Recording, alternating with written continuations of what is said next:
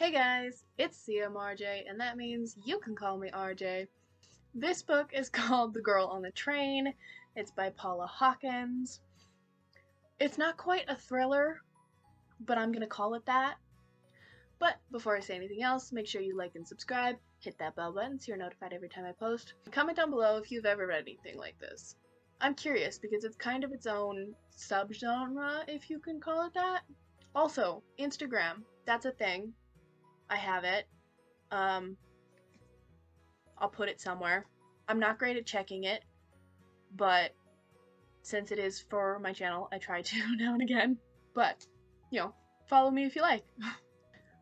So, I can't really explain what this book is about without spoiling, like, everything, but we're gonna try, because people who don't put synopses on the back of their books are terrible, so we're not gonna do that on a book review channel. Thank you very much. The name of the girl on the train is Rachel. She rides that train every day, and some days the train stops at this certain stop. I can't remember what the context was, but sometimes it stops there, and that gives her the opportunity to watch the same house. A couple lives there, and she's decided that their names are Jess and Jason, and their life seems perfect until she sees something that she shouldn't have. And then things get interesting. I want to say that I hate the whole, like, if a book synopsis has the whole, their life seemed perfect, except for the fact that it wasn't, I generally hate the book. But I did read this book, and I did not hate it. But we'll get more into that in the review. My opinion of this book changed so many times while reading it, but I think I ended up liking it enough, you know? Like, there's a lot of twists and turns, and it was kind of hard for me to keep track of everything, just like because of the way it was written and just because I have a terrible memory. But once I thought I had things figured out, something else would come into the picture and change things all over again. So, nothing was how it seemed, and I loved that, but I also hated it, It kept things confusing, and sometimes it was fun and sometimes it was not. It made the book what it was, so if that's your kind of thing, I bet this is perfect, because she did it flawlessly. It's suspenseful, and things are always changing, but it's not like gory or graphic, which made me enjoy the confusion a lot more, because it's, like I said, it's not a thriller, but it kind of is. Plus, I'm pretty sure the author called it a thriller, like, somewhere. I don't know. But I feel like the author called it a thriller, so I feel like that's acceptable. But it just doesn't feel like a lot of other thrillers, which I was okay with. Of course, that might have been because I didn't get as into it as I could have, but either way, it was kind of nice, to be honest. I'm just not a huge fan of the, like, gory, graphic type of thing. Like, there's that book and movie called, like, Lonely Bones, Lovely Bones, or something like that, and one of my friends loved that movie. Did not understand a single thing of it, so just kind of, like, not my vibe. But let's talk about the ending. It was exactly what it should have been, I think.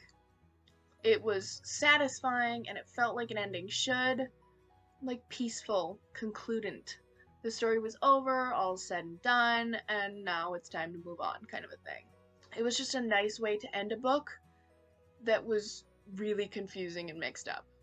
I also want to say that I don't think I'm gonna read it again.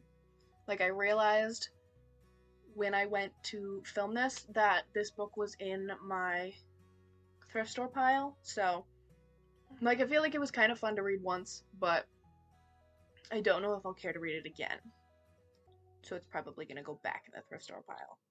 Just because it's not my usual vibe, and I don't have space. Like, this is one whole wall of my apartment. No, of my room in my apartment. And the rest of my room is an absolute disaster, because I don't have space for anything. So, because of that, to me it's not good enough to keep, just because it's not my usual vibe. But I did end it with acceptable feelings towards it. Well, that was my review of The Girl on the Train.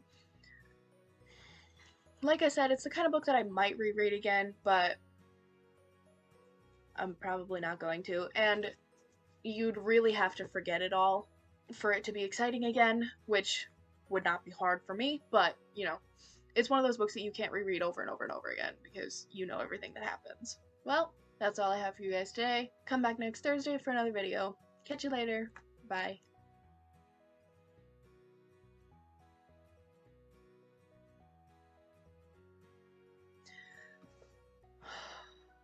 The editing in this video is just gonna be so aggressive. Oh, I don't know how to do this anymore. Okay.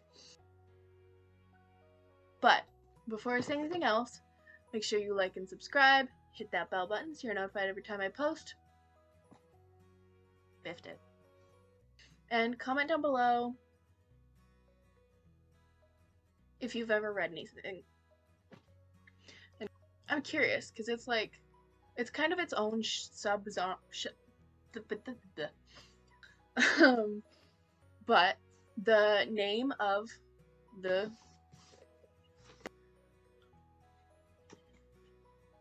that's what it was.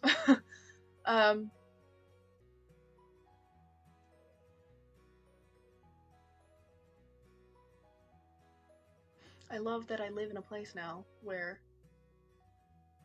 sirens. That's fun. I understand how that's annoying now when people film.